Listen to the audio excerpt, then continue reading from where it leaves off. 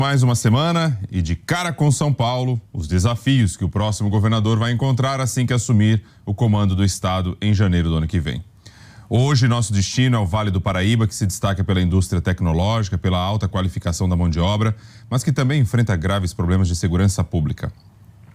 Daniela Lopes, a Via Dutra, que impulsiona o desenvolvimento, também leva à violência, não é? Bom dia.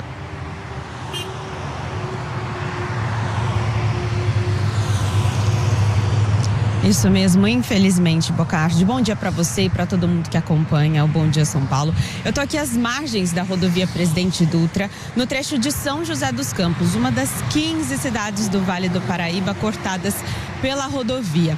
Aqui no Vale do Paraíba, a rodovia é como se fosse uma avenida para muitas cidades, para muitos moradores, né? Um município bem pertinho do outro, alguns bem pequenos, outros maiores. As pessoas se deslocam por aqui todos os dias para ir trabalhar, para ir passear, para ir para a escola. Então o movimento começa desde cedo, principalmente nas cidades maiores, São José dos Campos e Taubaté. A gente pode ver um movimento mais intenso no sentido São Paulo. Então sempre tem bastante movimento por aqui e esse movimento impacta o desenvolvimento econômico aqui da região, como você mesmo disse, Bocardi. Muita coisa acontece por aqui, rota de tecnologia, o DCTA, o INPE, mas infelizmente a Via Dutra também acaba sendo uma rota que traz facilidade para o crime. As duas metrópoles mais importantes do país são ligadas por essa rodovia e aí, infelizmente, também vira tráfego, vira uma rota para o tráfico de drogas, tráfico de armas, para o contrabando, né, entre as duas grandes metrópoles. Isso acaba impactando os índices de criminalidade aqui no Vale do Paraíba, né, que tem aí os números de assassinatos mais altos do estado, é aqui no Vale.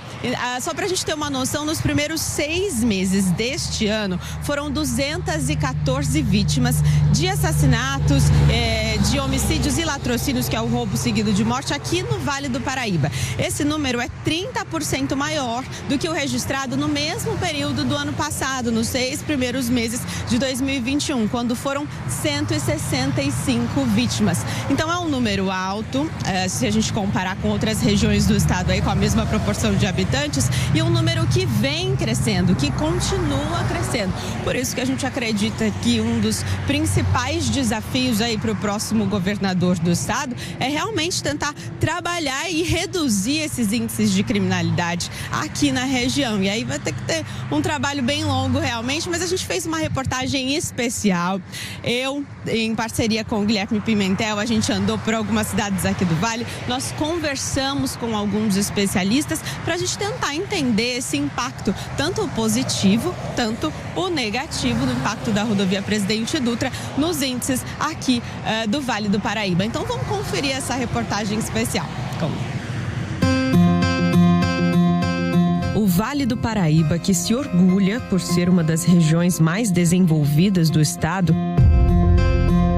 é o mesmo que se envergonha dos altos índices de violência.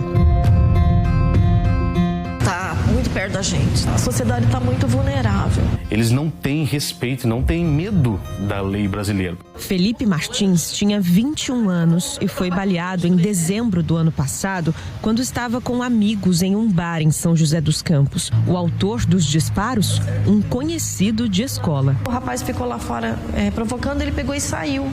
Quando ele saiu, o rapaz tirou a arma e atirou. O assassino está preso, aguardando julgamento, e a família de Felipe ainda tenta superar o luto. Os desafios são ainda maiores para combater a violência contra a mulher. Nenhuma cidade do Vale do Paraíba tem delegacia da mulher com atendimento 24 horas por dia. As mulheres precisam de mais valorização e precisam ser mais protegidas. Às vezes uma mulher precisa de registrar uma ocorrência, vai na delegacia da mulher, está fechada. Final de semana não abre. Mas crime não acontece no final de semana? O desabafo é do Renan, que ainda tenta superar a morte da irmã. Juliana Fernandes Cândido tinha 19 anos e morava em Pindamonhangaba. No dia 19 de maio, ao sair do colégio, ela foi atingida por 3 disparos pelo ex-namorado. Juliana morreu na frente do pai, que tinha ido buscá-la. O criminoso foi preso no dia seguinte. É uma dor sem tamanho, inimaginável, né? É uma dor que a gente nunca espera provar na nossa carne, né? A gente sempre ouve muito falar, mas a gente nunca espera viver isso. Essas histórias nos ajudam a entender a dimensão do desafio que a violência aqui no Vale do Paraíba se tornou para o poder público. Desde 2006, a região tem a maior taxa de assassinatos do estado. São 15 mortes a cada 100 mil habitantes, mais que o dobro da média estadual, que é de 6 vítimas a cada 100 mil. Desafios que se estendem ao sistema prisional. O Vale do Paraíba tem 11 unidades e uma população de 12.500 presos, 2.000 detentos a mais que a capacidade dos presídios. As consequências da violência são compartilhadas por todas as cidades do Vale do Paraíba, mas são ainda piores naquelas cortadas pela Via Dutra, onde o patrulhamento é de responsabilidade da Polícia Rodoviária Federal. A Dutra é uma grande artéria de muita fluidez que facilita muito as ações de criminosos mais ousados, mais articulados, porque ela permite muita velocidade. Lembrando que a Dutra, naturalmente, é um grande eixo de ligação entre as duas grandes metrópoles do Brasil e por aí flui, naturalmente, muitos produtos de crime, armas, drogas, munições, contrabando. Para o coronel aposentado da PM, é papel do Estado investir nas polícias civil e militar em plano de carreira e inteligência. Mas, acima de tudo, criar um plano de segurança que leve em conta as características de cada cidade. A segurança no futuro do Vale do Paraíba, ela vai implicar numa ação cada vez mais coordenada das polícias do Estado, junto de cada município, porque os prefeitos, as prefeituras têm políticas, têm recursos, têm ações que podem ajudar muito no processo de prevenção. Polícia não é só para reprimir crime, polícia deve fazer prevenção para a redução dos crimes. A Dutra fez com que a região se tornasse uma rota de fuga para o crime. Do outro, a rodovia que liga as duas capitais mais ricas do país também trouxe desenvolvimento aqui para o Vale do Paraíba, viu, Guilherme? Tudo bem? Daniela, exatamente por isso nós viemos visitar São José dos Campos, porque ao longo dos anos muitas indústrias se instalaram às margens da rodovia, né? Sim, em algumas cidades a rodovia já foi incorporada aos trechos urbanos e os motoristas usam como se fosse uma grande avenida. Pois é, a seguir a gente volta para contar o papel que a Dutra teve na consolidação, especialmente de São José dos Campos, como um importante polo tecnológico do país.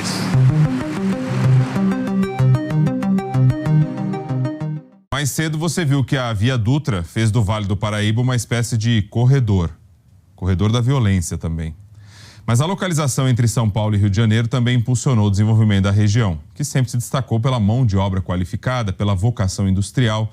Guilherme Pimentel explica como o próximo governador pode expandir esse potencial para outras regiões do estado. Bom dia. É isso, Rodrigo. Bom dia a você, a quem está nos assistindo, principalmente por um trabalho de coordenação, né, e na criação de um ecossistema, uma palavra que a gente escuta bastante, que a gente vai falar na reportagem de daqui a pouco, que é um ambiente que você consiga conectar tanto as iniciativas, os projetos, os programas dos governos municipal, estadual, federal, mas também conectar isso com as empresas que estão procurando melhores formas de desenvolver seus produtos e também com um fomento na formação de uma mão de obra mais qualificada, como a gente já falou, inclusive, na segunda-feira passada, quando a gente contou toda aquela história da ascensão e do declínio da indústria na região da Moca e do Ipiranga, na capital. Então a gente está bem no meio da região metropolitana, dentro dos limites de Santo André. O Emanuel da Roça está mostrando para vocês um pouco de um terreno que está há mais de 20 anos parado aqui em Santo André, era de uma indústria de produtos farmacêuticos, de química também. 150 mil metros quadrados subutilizados por mais de 20 anos. Então, Rodrigo, lembra até o que a gente viu na segunda-feira passada com a questão do Ipiranga e da Moca.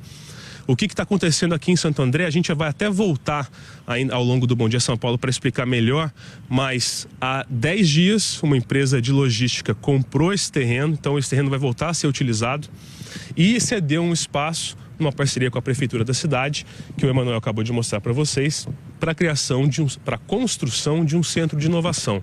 Ele vai servir como sede para o Parque Tecnológico de Santo André, que já existe desde dezembro de 2019. Desde então estava funcionando sem sede, só com a articulação, né, dos relacionamentos entre academia, empresas e prefeitura que faz a administração, mas então a expectativa é que ao longo do ano que vem seja construído o centro de inovação e a partir de 2024 ele funcione como sede do Parque Tecnológico.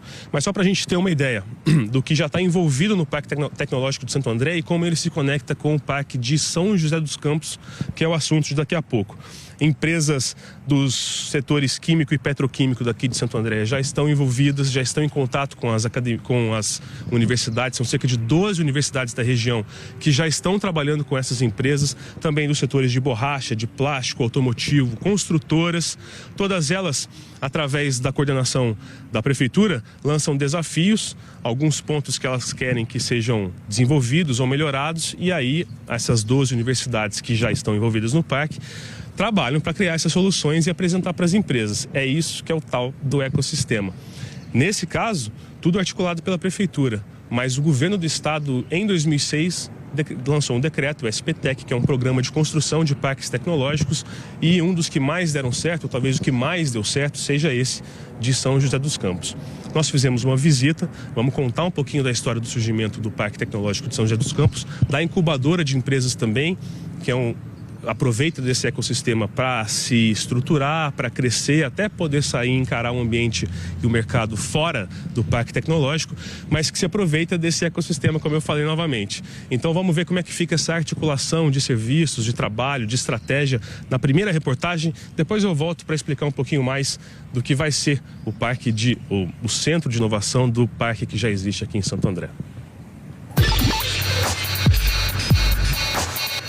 Este é um sistema de inspeção de pintura automotiva. Conhece?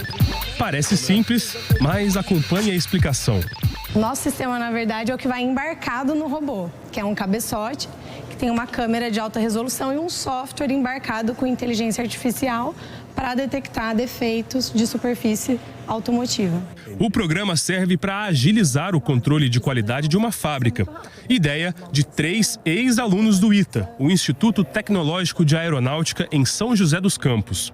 6 anos depois, a empresa tem 48 funcionários em um escritório nos Estados Unidos. A gente hoje trabalha com a aeronáutica, com a indústria do vidro, indústria de alimentos.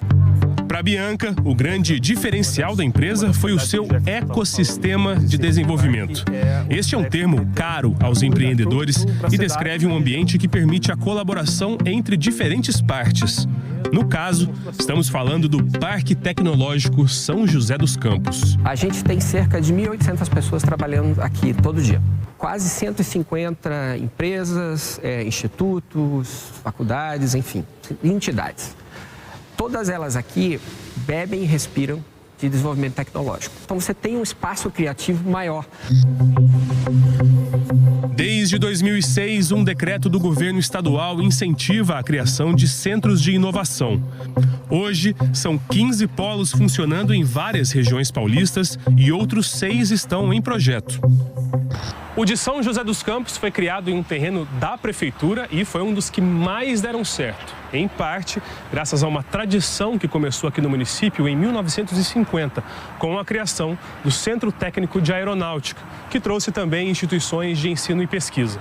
A mão de obra qualificada, o mercado de trabalho aquecido e a localização às margens da Dutra, entre São Paulo e Rio de Janeiro, são outros fatores que atraíram empresas para a cidade. Hoje, só aqui no parque são 90 e outras 196 acompanham projetos desenvolvidos aqui. Outro fator que fez o projeto dar certo foi o planejamento a longo prazo. O diretor do Parque Tecnológico também destaca que o governo do estado tem um papel importante para unir esforços de diferentes setores. A primeira coisa que precisa acontecer é um alinhamento entre 3 vetores. Interesse público, expresso no município, expresso no estado, expresso no país, de uma política de desenvolvimento econômico, privado, tipo, eu quero poder beber de um centro que vai desenvolver tecnologia diferenciada, e da academia. Eu entendo isso é um local onde vai demandar mão de obra, e eu fornecer essa mão de obra, e vai demandar desenvolvimento de pesquisa básica aplicada para fins da indústria. Se você não tiver um alinhamento entre esses 3 vetores, fica capenga e a coisa não funciona direito. E para que os parques prosperem, é fundamental que o Estado invista na formação de mão de obra qualificada. Ainda hoje, a gente te mostra como isso deu certo em São José dos Campos. Depois de mostrar a violência que assola o Vale do Paraíba, agora é hora de ficar de cara com os potenciais da região. Nas últimas décadas, o perfil industrial vem passando por uma transição por ali e se tornando cada vez mais tecnológico. Guilherme Pimentel fala mais para nós sobre isso. Bom dia novamente. É isso, Rodrigo. Vamos concluir, né, essa história que a gente começou a contar de São José dos Campos. Para quem pegou o Bom Dia São Paulo no meio do caminho, só retomando rapidamente onde nós estamos, a gente está bem no meio da região metropolitana, dentro de Santo André, um terreno de 150 mil metros quadrados que antes pertencia a uma empresa, a uma fábrica, está parado então há mais de 20 anos. Lembra muito que a gente viu agora há pouco na matéria sobre o surgimento do Parque Tecnológico de São José dos Campos. Bom, nos últimos dias, uma empresa de logística anunciou a compra desse espaço todo, vai utilizar aí mais de 90 mil metros quadrados, mais uma parte dele de 22 mil metros quadrados, que é bem nessa parte que o Emanuel da Roça está mostrando para vocês agora, será construído ou será reformado esse espaço para o funcionamento de um centro de inovação do Parque Tecnológico daqui de Santo André, que eu vou falar um pouquinho mais daqui a pouco. Mas olha só, gente, aproveitando o que esse espaço também lembra o de São José dos Campos é a localização privilegiada. Lá a gente tem a proximidade da cidade, lá a gente tem a Dutra. Aqui esse espaço todo está sendo cercado pela Avenida dos Estados, que faz a ligação dos municípios do ABC com a capital. Tem os trilhos da CPTM passando por aqui também. Importantes modais de transporte por aqui, claro, tem os trens, tem também o terminal de ônibus aqui perto, a cidade está no entorno, tem muitas instituições de ensino por aqui também, elas inclusive já fazem parte do Parque Tecnológico, que foi criado ali mais ou menos em dezembro de 2019, tem pouco mais de 3 anos, e aí vai ter aqui uma sede. Aqui a gente vai ter salas de apresentação, salas de apresentação das empresas, 2 laboratórios públicos vão funcionar aqui, é um outro paralelo que dá para fazer com São José também. São laboratórios que podem ser usados pelas empresas para testarem os seus produtos, não só as que fazem parte da rede, quem também não está integrado ao Parque Tecnológico pode utilizar esses laboratórios, mas claro, né, gente, isso aqui é algo que a gente espera que seja concluído. Santo André está iniciando esse processo do Parque Tecnológico, está se estabilizando com isso ainda vai construir esse centro de inovação, e o que a gente vê em São José dos Campos já é um trabalho que já tem aí mais de quase 20 anos já de existência, já está bastante solidificado, já está bastante integrado com o tal do ecossistema que a gente falou bastante. Aqui, o que acontece? A prefeitura administra, faz a conexão entre as empresas, os interesses dessas empresas e com as universidades que estão aqui no entorno que participam. São 12, não só de Santo André. Tem de Mauá, tem de São Bernardo do Campo, tem daqui de Santo André também, e ajuda na captação de recursos de programas de fomento, tanto da iniciativa privada quanto também de governos, tanto federal, estadual, municipal. E o trabalho do próximo governador é tentar ampliar isso e criar condições favoráveis para que iniciativas como as que a gente viu dando certo em São José dos Campos possam ser replicadas ao longo do estado, para todo o estado, favorecendo tanto a economia, porque essas empresas geram renda, elas pagam impostos, elas geram empregos e elas enriquecem a formação da mão de obra de quem está nessas universidades e de quem está trabalhando perto desses projetos. Nessa segunda reportagem que a gente vai mostrar agora, ainda ligada ao Parque Tecnológico de São José dos Campos, a gente vai mostrar a formação de mão de obra. As instituições de ensino que, assim como esperam a construção de um centro de inovação aqui em Santo André para que os alunos possam ter um contato mais próximo com as empresas, a proximidade das instituições de ensino lá em São José também é fundamental para o bom funcionamento do Parque Tecnológico, dessa estabilidade e do desenvolvimento de soluções. A gente tem várias patentes que foram criadas e depositadas lá em São José, o que a gente espera que o Estado consiga fazer nos próximos anos, né, Rodrigo? Vamos ver a segunda reportagem sobre o Parque Tecnológico, amarrando todo esse assunto do desenvolvimento da região e do que pode ser feito e replicado para o resto do Estado também. O Paraíba do Sul é mais um dos rios de São Paulo que acompanharam a trajetória da indústria paulista.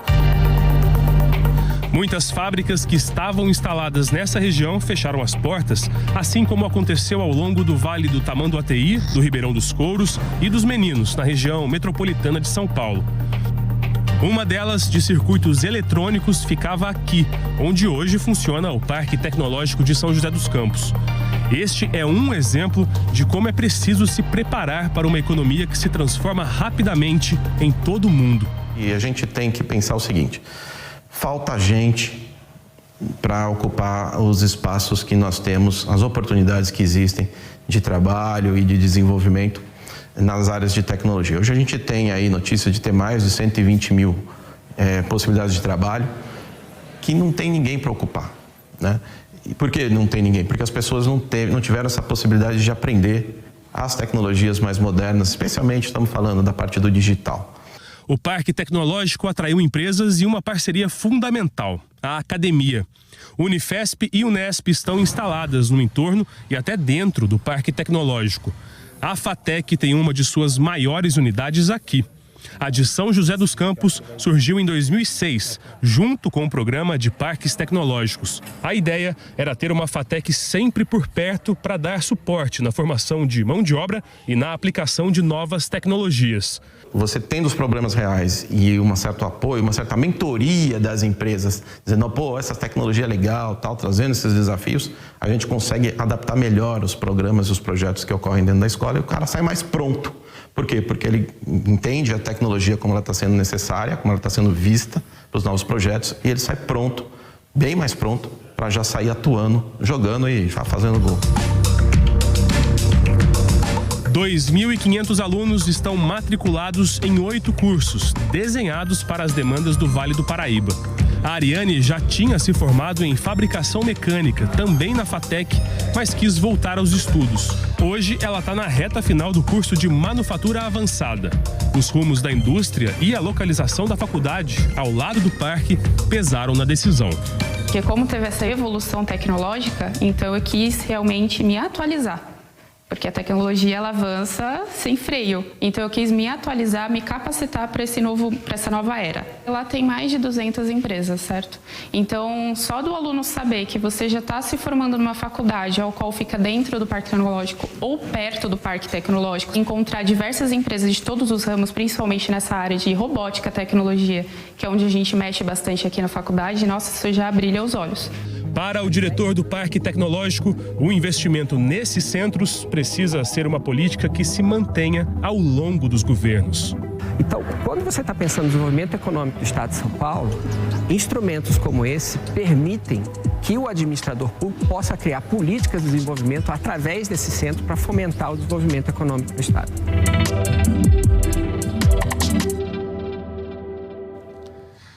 Amanhã vamos até a região de Ribeirão Preto mostrar que também tem vocação para tecnologia por lá. A indústria médica que vem se destacando e fazendo a economia girar, viu? Na saúde pública você vai ver que a região vive dois extremos. No mesmo hospital, os pacientes encontram tratamentos e equipamentos de ponta, mas também superlotação e muita espera para cirurgias eletivas. E a situação das Santas Casas, responsáveis por quase metade dos atendimentos do SUS no estado, e que atravessam uma grave crise financeira também.